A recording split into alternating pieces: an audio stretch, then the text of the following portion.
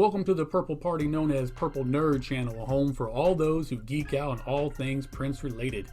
In late 1988, Prince was well into his Love Sexy tour and working simultaneously on an early draft for the script of his film Graffiti Bridge and starting working on his album Rave into the Joy Fantastic, not to be confused with the album of the same name that was released in 1999. When in December of 1988, Prince got a phone call from director Tim Burton, who was finishing up his latest film, Batman, starring Michael Keaton as Batman, Jack Nicholson as the Joker, and Kim Basinger as Vicky Vale.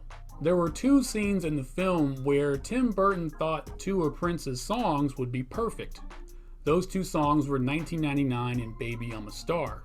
Initially, Tim approached Prince and asked him if he wouldn't mind re-recording those two songs for the film, which Prince immediately passed on, but then Tim offered him to write two brand new songs for those scenes, which Prince honestly wasn't sold on contributing any music to the film until he visited the set and met with Tim Burton in person. On set, they discussed at length the concept and story of the film, and even gave Prince access to viewing a work print of the film. After this experience, Prince was sold on doing the songs, but took it a step further and offered to do the entire soundtrack and the score of the film, which composer Danny Elfman had already started on. After a lengthy battle with the producers, Danny Elfman was able to keep his job and score the film, and Prince got the opportunity to do the entire soundtrack. Mind you, this was after he had to sign over all of his rights to the songs recorded for the movie, as Warner Brothers wasn't really sold on Prince doing the soundtrack, as the last album he put out didn't sell as well as Warner Brothers had hoped for, and weren't really pushing anything Prince at the time because of this. And because of the way that this deal was inked is why it's always been kind of a legal nightmare to get any of the songs from the Batman soundtrack included with any of Prince's greatest hits collections, or even reusing them for other collections of Prince music. Funny story about the making of this album: when the producers heard that Tim Burton got Prince signed on to do songs for the soundtrack, the producers wanted to change it up and have it be a soundtrack featuring Prince and Michael Jackson, which was kind of like dead in the water as soon as the concept was presented, because Michael Jackson was deep into his Bad tour, which was doing very, very well. Plus, when it came to legal matters, Michael Jackson was signed to Epic Records, which, trying to negotiate that, I'm not sure how that would have worked. And Prince was already signed to Warner Brothers, and this was a Warner Brothers film production. Their concept was that Prince would do a lot of funk-based songs for the villains of the film, and that Michael Jackson would do a whole bunch of ballads for the heroes of the film. Prince stopped working on his current album he was working on, the aforementioned Rave into the Joy Fantastic, and put his script that he was starting on for Graffiti Bridge to the side to work on this project. Prince's creative approach to recording this album was to make an almost musical spin-off of the film Batman, focusing on the love triangle between Batman, the Joker, and Vicky Vale, as Prince credits the songs to different characters in the film, while using numerous clips of dialogue and all kinds of sound effects from the film itself, which were all taken directly from the work print of Batman. Batman was released on June 20th, 1989 in the US, peaking at number 1 on Billboard's Top 200 as well as number 1 in the UK, selling a little under 5 million copies worldwide. Singles were released for Bat Dance, which topped the Billboard's Top 100 singles at number 1 and hit number 2 in the UK, while selling over 1 million copies. Party Man, which peaked at number 18 on the Billboard Top 100 singles chart, as well as number 5 on the R&B charts, selling over 500,000 copies. The Arms of Orion, which hit number 27 in the UK, Scandalous, which hit number 5 on the R&B charts as a single, as well as being released as its own EP. The Future was released in Europe only, and Trust was released only in Hong Kong. Videos were released for Bat Dance,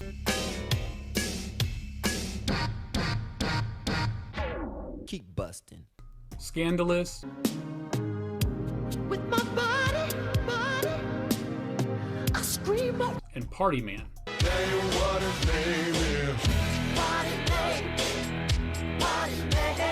Also, Prince performed Electric Chair on Saturday Night Live to promote the album. They actually released a limited edition of this album in a round metal tin. With no further Bat facts to discuss, let's get into this album. We open up with The Future. I've seen the future and it works. This song is credited to Batman, as in the song Batman via Prince dives into the darkness and draws in great detail the depression and depravity that is Gotham City, which is the city that Batman has sworn to protect. The song appears in the film toward the beginning of the film opening up with the family running around lost in Gotham. Next is Electric Chair.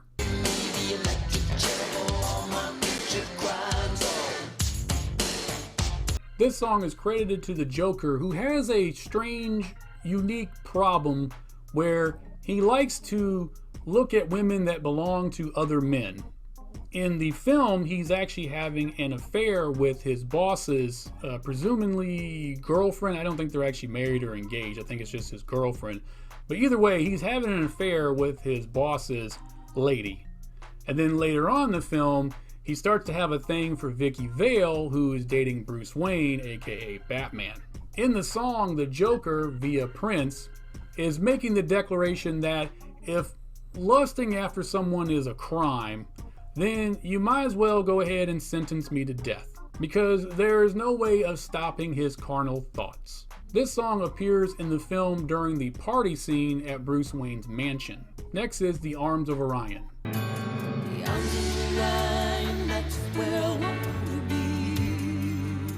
This beautiful ballad is a duet between Bruce Wayne and Vicky Vale through Prince and Sheena Easton. The song was actually written by Sheena Easton, and she went ahead and sent it over to Prince just to kind of get his opinion of what he thought of the song.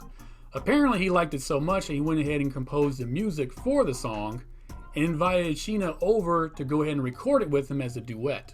I actually did a video on all of the Prince and Sheena Easton collaborations, and I will have a link to that video down in the description below.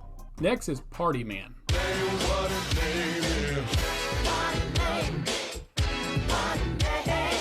This song is performed by the Joker via Prince with the Camille-ish sped up vocal effect on his voice. This song is a standout in the film, as the Joker, played by Jack Nicholson, is dancing to this song while vandalizing priceless works of art in the Gotham Museum. This song replaced Rave Into the Joy Fantastic, which was included on the original configuration of this album, which is kind of funny as that song replaced the song 1999 that Tim Burton had originally requested for this scene. I mean, could you imagine the song 1999 playing during this scene instead? I did a video about the remixes to this song, and I will have that video at the end of this video. Next is Vicky Waiting. Love so sweet, still I keep Vicky waiting. This song is performed by Bruce Wayne via Prince. In the song, Bruce is scared of settling down and living a normal life, and most of all, he is terrified of falling in love with Vicky Vale, as it could actually be dangerous for her as he is Batman. The song was originally called Anna Waiting and recorded and given as a birthday gift to Anna Fantastic with a pink cashmere coat for her 19th birthday.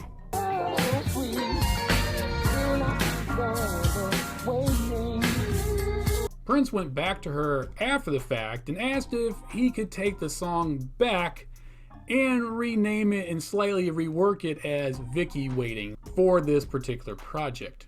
Anna agreed. Of course, I'm assuming begrudgingly.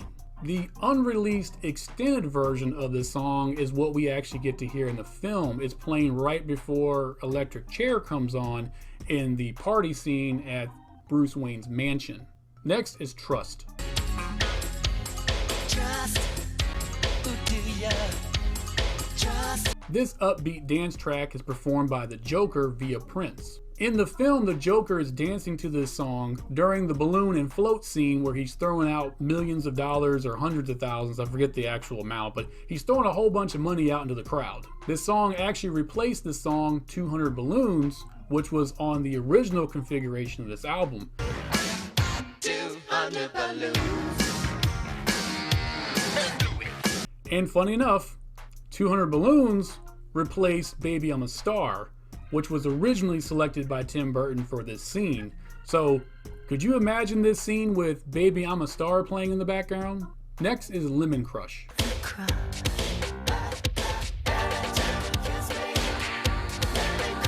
Performed by Bruce Wayne via Prince, this song has Bruce Wayne admitting how worked up Vicky Vale gets him, as her lemon crush, and you know what I mean, is always on his mind. The original cut of this song was much longer, but had to be edited down to fit all the new songs for the new configuration of this album to all fit properly. That version is still unreleased. Next is Scandalous. Scandalous. I'm talking about This super sexy ballad is performed by Batman via Prince, because as Batman, Bruce Wayne has all the confidence in the world to tell Vicky Vale his deepest sexual fantasies. Prince's father, John L. Nelson, is actually credited on the song, but no one has ever been able to confirm exactly what his contribution to the song is or was. The song was actually released as the Scandalous Sex Suite EP, featuring Kim Basinger, which I did a video for, and I will have a link to that video in the description down below. The melody of this song actually appears in the scene where Vicky Vale is let into the Batcave, as what you're hearing is actually Danny Elfman's score, which did incorporate some of the melodies of Prince's music.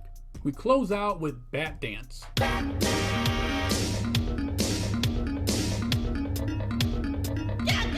This song is credited to Batman, the Joker, a character called Gemini, which is half Batman, half Joker, Bruce Wayne, Vicky Vale, and Prince himself. Of course, all of it's performed via Prince, as he takes what seems to be 3 different songs and remixes them all together, creating one continuous dance track with some very prolific and creative ways of using dialogue from the film as well as sound samples from the film as well.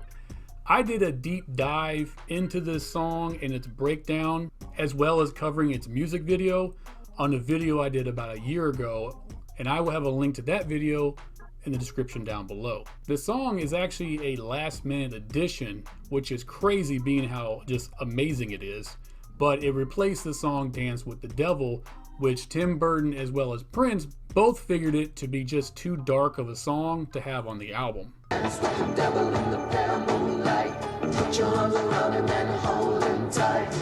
Now then, I have to say that personally, this album is very, very important to me because it's the first Prince album I ever bought.